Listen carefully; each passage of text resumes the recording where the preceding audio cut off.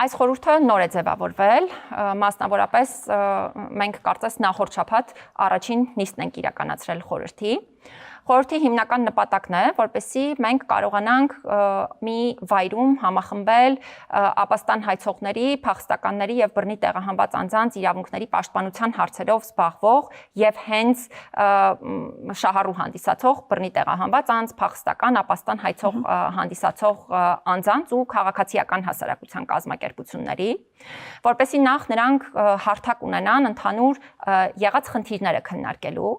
Երկրորդը ինչ որ առումով կամուրջ ձևավորվի նրանց եւ պետական մարմինների միջև ու նրանց ձայնը լսելի դառնա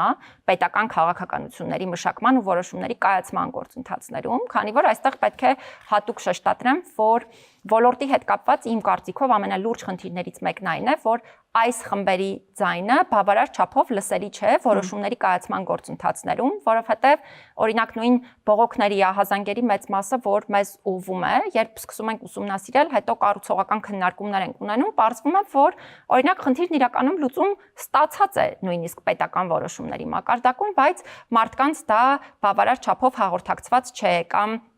իրենք համարում են, որ իրենց ձայնը լսելի չի եղել եւ կայացվել է իրենց վերաբերելի այնպիսի որոշում,